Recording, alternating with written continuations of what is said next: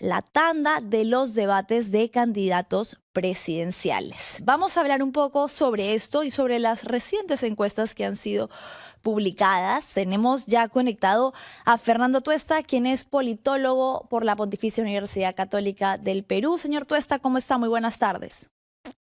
¿Qué tal, Manuela? ¿Cómo estás? Gracias por la invitación. Bien, bueno, hay mucho que hablar esta tarde, sobre todo porque tenemos la revelación de una nueva encuesta que ya nos va pintando un poco cómo va el panorama electoral. A mí, antes de pedirle por favor cuál es su análisis general, me llamó mucho la atención algo que usted señaló, ¿no? Que tiene que ver con este gran porcentaje de quienes aún no se deciden. De hecho, es la mayoría, bueno, no la mayoría exactamente en porcentaje, pero una gran parte del electorado, casi el 36% del electorado, que entre la suma del ninguno blanco viciado y el no sabe, aún no ha tomado una decisión. Y usted decía, no son indecisos, son cautos. Indeciso no necesariamente es desinformado, puede ser un elector prudente. ¿Qué quiere decir esto? Bueno, somos un país cuyo electorado ha sido reiteradamente, digamos, frustrado en sus decisiones, en lo que ha decidido, en lo que ha elegido, y repito, de manera reiterada. Eh, Mira, estamos en un periodo muy curioso, porque en lo que va del siglo vamos a elegir el sexto presidente de manera continua, eh, situación que no ha existido nunca en la historia de la Mm, República. Tener seis presidentes elegidos es algo, repito, que no tiene comparación. sí. Antes que el tercer o cuarto presidente elegido ya había golpe de Estado, interrupción del orden democrático, y eso hemos tenido así a lo largo de la historia. Sin embargo, al lado de eso, tenemos que la última década, del 16 ahora, tenemos hasta ahora por lo menos 8 presidentes Mm. en vez de haber tenido dos. Entonces, tenemos el periodo más largo, repito, de presidentes y mandatos presidenciales, pero a su vez en la última década, esta inestabilidad enorme, Mm. que tampoco es comparable sino a la crisis de los años 30 o después de la guerra con Chile, algo así. Entonces, eh, cuando tú tienes además que los presidentes al primer año están ya desaprobados, al primero de los 5 años, todos, Desaprobación. y todos en el Perú, todos los presidentes terminan desaprobados. Es más, sus partidos, terminado el gobierno, se hunden. Algunos desaparecen de manera definitiva. Esto, esto no es, no lo encuentras en ningún país, Mm. en ningún país. Entonces, cuando más o menos se dice, se castiga, se critica y dice, los indecisos son gente desinformada, los indecisos, mira, hay una oferta mayor y todavía no lo hacen. Yo lo que digo, cuidado porque no generalicemos. Puede ser, muy por el contrario, dado todo lo que he dicho, tomarse su tiempo. En segundo lugar, se sabe, ya por lo menos la gente sabe de manera quizá general, que hay 36, quizá no sepa exactamente el número, pero hay muchos candidatos, y quizá está diciendo, bueno, lo que me está mostrando hasta ahora no me convence, Mm. voy a tomarme el tiempo para quizá, con mayor información, con arresto, yo decida. Entonces, repito, eso de estar criticando a los indecisos, creo que en nuestro caso, en el contexto en que vivimos, yo no creo que es lo acertado, porque podemos estar, repito, con gente quizás sobreinformada Mm. también. Claro. Porque digo, mira, hasta ahora no veo a nadie. Es más, de repente puede ser que el que yo simpatizo veo que no tiene un nivel de atracción electoral, me voy a tomar mi tiempo, Mm. ¿no? Y entonces la indecisión no hay que verla en términos solamente o estrictamente negativas. Claro, quizás también algo decisivo va a ser estos debates en los que la gente, más allá del papel, quiere ver al candidato que de repente le empieza a sonar, que de repente le empieza a llamar la atención, pero quiere ver qué tan capaces de sostener esas ideas, si de repente mucho también se va a determinar por la percepción que obtengan de estas personas, si son capaces de ejercer liderazgo o no, por lo que creo que esto que vamos a vivir esta semana también va a ser un factor decisivo importante. Quisiera pedirle a Switcher que pongamos rápidamente la última encuesta que se publicó ayer, la encuesta de Datum, para ahora sí, Fernando, pedirte un poco cómo lo ves. Bueno, seguimos viendo a Keiko Fujimori encabezando la intención muy pareja con López Aliaga, cada uno con 11.9 y 11.7 respectivamente. Sin embargo, no han crecido. Podríamos decir de repente que se han quedado un poco estancados y están llegando a un techo que podría ser complejo para sus campañas. Y los porcentajes similares son los que les siguen en el tercer, cuarto, quinto, que vendría a ser López Chau, Álvarez y Nieto, ¿no? Y sin embargo, bueno, después del resto de candidatos tenemos este porcentaje que mencionábamos, en ninguno blanco viciado, 17.7%, y él no sabe el 18.1%, que suma casi 36% del electorado. ¿Cómo ves este panorama, Fernando? Mira, Manuela, este es justamente lo que estamos viendo. Es una foto de un proceso que tiene diversas tendencias, ¿no? Algunos en alza, otros manteniendo, otros cayendo, que es como se tiene que mirar las encuestas. Y de lo que vemos, y tú lo has adelantado, tenemos los dos primeros que a lo largo de los meses han estado alrededor, unos más que otros, pero por allí. Ujú. Tienen una ventaja. La ventaja es que son hiperconocidos.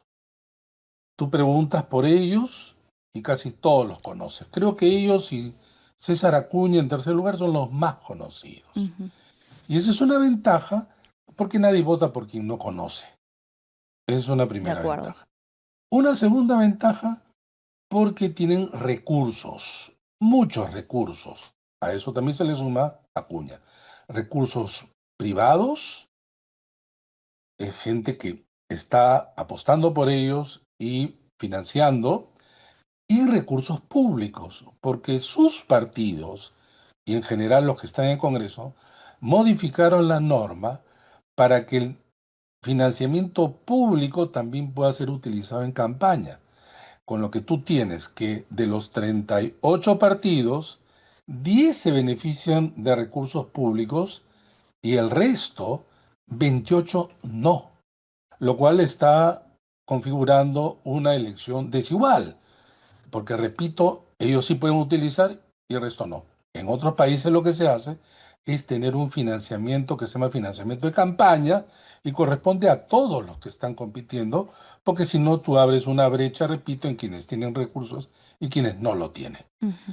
Esa es una ventaja que tienen ellos. Sin embargo, la parte que les debe preocupar es la siguiente. Han cosechado poco, con mucho tiempo, Mm. muchos recursos, mucha visibilidad. Y en muchos casos entrevistas bastante condescendientes en los grandes medios, tener esos porcentajes realmente es un problema. Mm. Y un problema porque si bien es cierto, con poco puedes pasar a la segunda vuelta, ya lo hemos visto en el 2021, también es cierto que lo de abajo se mueve.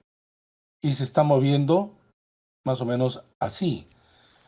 Por un lado, tienes algunos que se han estancado, tipo Carlos Álvarez, que está 4 o 5%, Mm. no cae, pero tampoco crece. Y has tenido algunos que han crecido, pero rápidamente se han hundido, como Wolfgang Grosso. Grosso. Y tienes tres que han crecido, pero quizá con la pendiente más inclinada de su vida, Jorge Nieto, que en enero tenía pues 0.1 y ahora tiene Mm, 4.6, ha realmente repuntado mucho. Y repuntar en el último tramo quiere decir en el último mes y más aún en las últimas 3 semanas, le da un nivel de atractivo como hemos visto en anteriores oportunidades.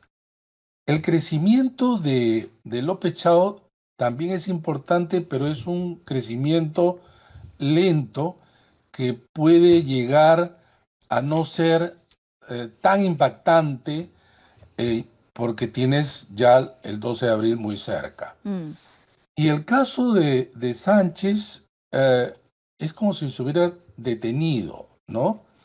Entonces, yo creo que dadas estas circunstancias y teniendo las evidencias de elecciones anteriores con sondeos 3 semanas antes, podemos decir algunas pocas cosas. Porque quizá el único patrón que tenemos en el Perú es la incertidumbre, es lo sí, único que hay. sí, Y la incertidumbre lo que te lleva es que los escenarios de ahora no necesariamente, o digamos casi nunca, es igual al de la segunda semana a la primera y el día de la elección. correcto. Todo indica, porque hay también un elector fiel, que por lo menos uno de los dos que están adelante va a pasar a segunda vuelta. Lo segundo que se puede decir es que ya no hay una sorpresa mayor de las que tenemos. No es alguien que esté escondido, Claro, es que no debajo figura de para nada. 1, 0.5, 0.8, 1.1, va a salir disparado como una centella.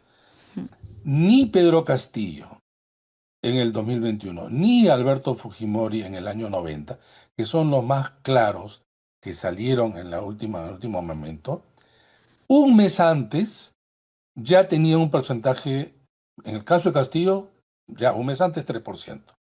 En el caso de Alberto Fujimori, 15 días antes, porque antes las encuestas están prohibidas 15 días antes, ya antes aparecía con 3%. Entonces, por lo menos no hay una evidencia, bueno, cualquier cosa puede pasar en Perú, pero esto ya es muy, sí, muy raro, baja probabilidad, repito, que los que están debajo de 2 salgan disparados. claro. Y entonces, alguno de ellos podría desplazar a alguno de los de arriba, entre otras razones, porque en estos reacomodos va a haber lo siguiente, que van a comenzar a exprimirse los que están quizá de 4 o 3 para abajo y los chiquitos, por esto de los de arriba, más los indecisos que comienzan a decrecer. Ujú, Y estos indecisos que comienzan a crecer hasta un punto, porque siempre van a haber aquellos que van a votar nulo y blanco. No es que nunca nulo y blanco no hay nada, ¿no? Sino hasta que estos se reduzcan. Allí tienen más ventaja los que están detrás de los dos primeros por una sencilla razón. Los otros ya los conocen, incluidos los indecisos. ujú, Si hubieran querido votar por ellos, ya lo estarían diciendo. En cambio, los otros están por verse. ¿Tendrán tiempo? mm, ¿Aprovecharán la oportunidad? ¿No caerán y resbalarán como grosso? Son preguntas que también importantes. cuya respuesta no sabemos, porque también podría ocurrir que los dos de arriba pasen a segunda vuelta. No es descartable, Mm, no es descartable. sí, claro, podría Pero suceder. alrededor de los 5 primeros están los que, con todas estas consideraciones y siempre con cautela, los que estarán peleando una ineludible segunda Sí. vuelta. Podría, dentro de estos, de repente, quizás, Fernando, dos cosas, ¿no? Aquel que pueda capitalizar o esta indecisión, que puede ser generalmente el voto rechazo a esta campaña también, ¿no? Que por estos no, que va a definir de repente un porcentaje de votos. Y también el sur, que es una de las tendencias en las que, por ejemplo, no se ve ningún aumento entre los que están primeros puestos, ¿no?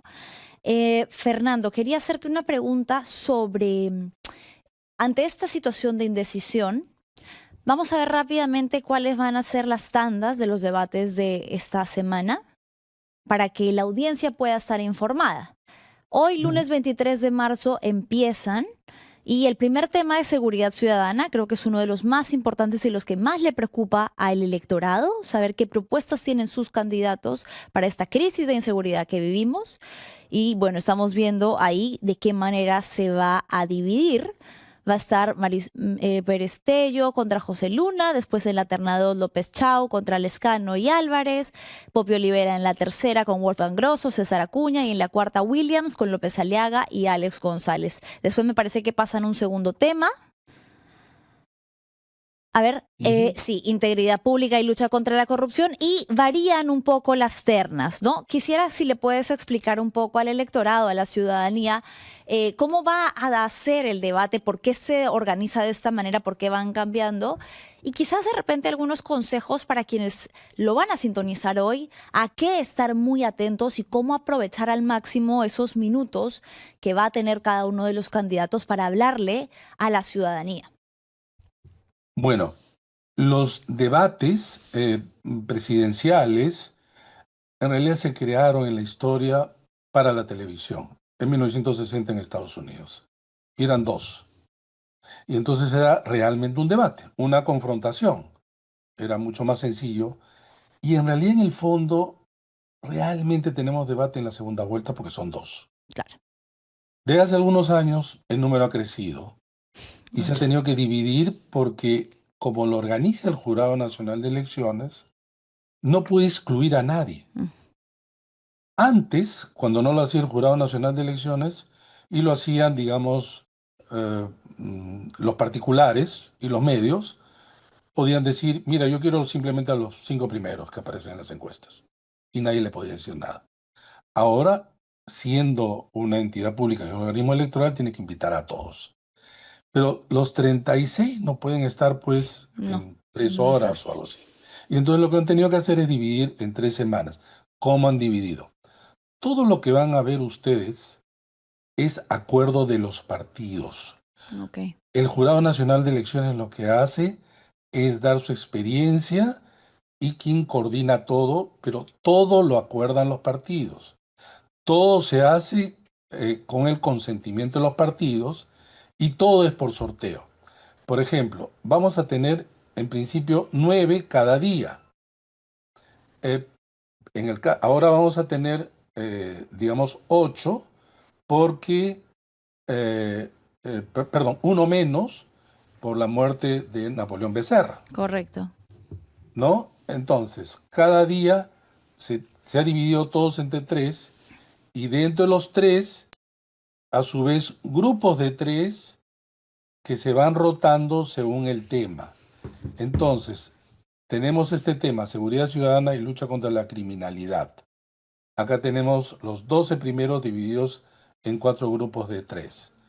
Y entonces cada uno va a exponer, van a tener tiempo para tener más de una vuelta para rueda para eso. Han escogido a su vez moderadores que son gente de medios de comunicación de común acuerdo entre todos. Y entonces eso es lo que vamos a ver. Ahora, básicamente, como los candidatos se tienen que cuidar mucho, los arreglos que tienen que hacer entre ellos son tan estrictos que a veces están encorsetados, Ujú. porque nadie quiere, obviamente, perder. Y cuando digo perder, tiene que ver no tanto con la parte expositiva, porque como no es una confrontación uno a uno que vamos a ver en la segunda vuelta, y tú sí ya puedes criticar y defenderte y atacar, etcétera. Aquí lo que vamos a ver es básicamente la parte expositiva. Claro, de cada uno. Ciertamente luego van a tener posibilidades de hablar lo que el otro dijo, pero siempre digo muy encorsetado porque, repito, eh, la gente no va a valorar tanto la parte de contenido por una sencilla razón, y es acá y en todas partes. Si te dice, por ejemplo, un candidato sobre seguridad ciudadana, vamos a traer, no sé, pues 10.000 patrulleros. Ok. Y el otro te dice, no, además nosotros vamos a colocar 50.000 cámaras De seguridad. general de seguridad y así sucesivamente. El elector, ¿cómo va a saber cuál de todos ellos es realmente un plan adecuado, un plan rentable, un plan que pueda ejecutarse en el corto tiempo, etcétera? Yo puedo decir mil cosas, pero el elector no va a estar especializado en cada uno de los temas especializados.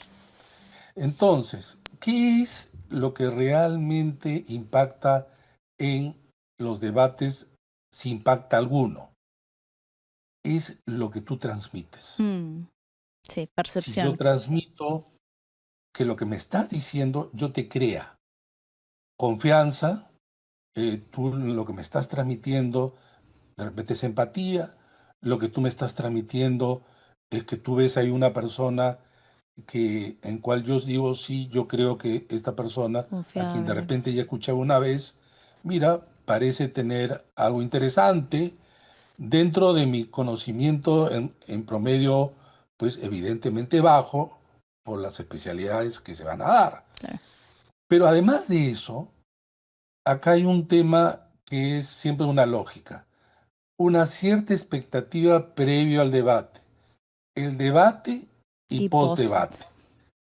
¿Qué dice el post generalmente? La típica que en general todo se hace y los medios de comunicación también, que es quién ganó. ¿Quién fue Y el gran entonces, ganador y el gran ¿quién fue el perdedor? gran ganador, etcétera? Sí. Es bien difícil saberlo porque es muy subjetivo. Lo que ocurre además muchas veces es que quienes realmente se acercan a ver los debates es gente que quizá ya ha decidido. Mm, Y entonces, si mi candidato expone, y cuando me preguntan a mí, ¿quién ganó? Yo digo mi candidato. No voy a decir el candidato del otro, ¿no? Mi claro. candidato. Si a mí me cuesta, yo digo mi candidato, estuvo espectacular, ¿no? Eh, y acá es donde te digo que sí se tienen que cuidar. Correcto. De repente una frase feliz de Mm, ataque, eso merece en algunos casos un titular, a partir de hacer un clip, en realidad eso se viraliza, etcétera. sí, Porque 3 horas o algo así de 3 días, tienes que ser una persona muy dedicada y que además tiene tiempo. Y ahí es donde la intermediación es importante.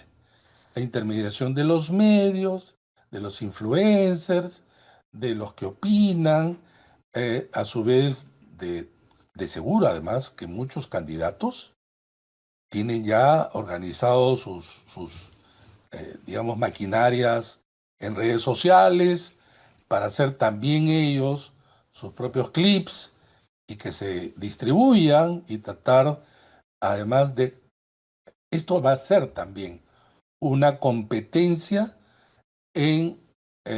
esto va a ser también una competencia virtual en el ciberespacio, correcto. de confrontación de organizaciones que van a luchar por colocar a su candidato, criticar al otro, reposicionar al otro. Por lo tanto, es más de lo que vamos a ver. Bien, Fernando.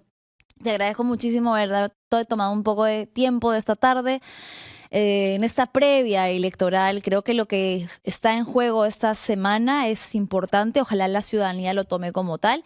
Y sí, si bien es cierto, hay un lado pintoresco de los debates, creo que personajes, el hecho de que Poppy Olivera esté, por ejemplo, en la contienda es algo que todo el día he escuchado, ¿no? Quiero ver a Poppy.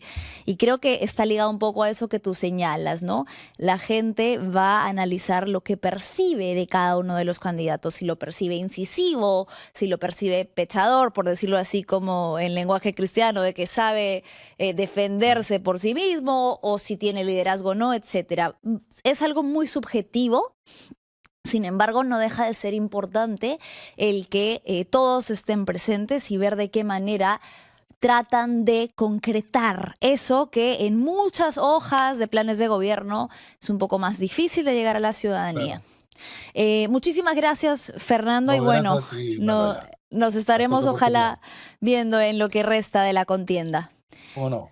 Hasta otra Así, oportunidad. gracias. Ha Gracias. sido Fernando Tuesta, politólogo de la Pontificia Universidad Católica del Perú, que nos estaba dando un poco la previa. No se olviden, entonces, rápidamente para cerrar este bloque, mi querida Cris, pasemos cuáles son las fechas de los debates. Hoy lunes tenemos la primera contienda, la vamos a ver ahí en pantalla, el tema seguridad ciudadana y lucha contra la criminalidad. Y la segunda terna es, que también es hoy mismo, el segundo tema es integridad pública y lucha contra la corrupción. Luego tenemos debate mañana, martes 24, vemos que están otros candidatos. Le voy a leer rápidamente quiénes son: Charly Carrasco, Álvaro Paz de la Barra, Ricardo Bermond, Francisco Díaz Canseco, Fiorella Molinelli, Armando Macé, Walter Chirinos, Roberto Sánchez, Vladimir Cerrón, Carlos Jaico, Carlos Spa y George Forsyth. El siguiente tema va a ser, me parece que es el mismo que hoy, sí, integridad pública y lucha contra la corrupción. Y el miércoles 25 de marzo, Ronald Atencio, Paul Jaimes, Antonio Ortiz, Enrique Valderrama, Roberto Quiabra, Mario Vizcarra, Rosario Fernández, Rafael Belaunde, Herbert Kaller, Mesías Guevara, Keiko Fujimori y Jorge Nieto. También hay un segundo tema, ¿verdad? ¿Es el mismo? Sí, perfecto. ¿Me falta alguno, Cris? Listo, perfecto. Bueno, entonces ahí para que la ciudadanía esté atenta a lo que se viene esta semana, por supuesto que aquí en Fuerte y Claro, si se conectan, todas las tardes vamos a estar haciendo el análisis de lo que fue el debate el día anterior. Pero bueno, ahora sí voy a hacer un cambio de tema y era para mí importante hablar de esto desde el viernes, que se dio después de más de 30 años de lucha para la familia de Melissa Alfaro, una sentencia que condena a Montesinos por el asesinato de esta joven periodista, estudiante de periodismo, que tenía apenas 23 años, el día que de la manera más cruel del mundo recibió en su centro de trabajo un sobre que contenía un explosivo que acabó con su vida. Su madre y su familia entera han liderado durante muchos años una incansable búsqueda por justicia y han recibido,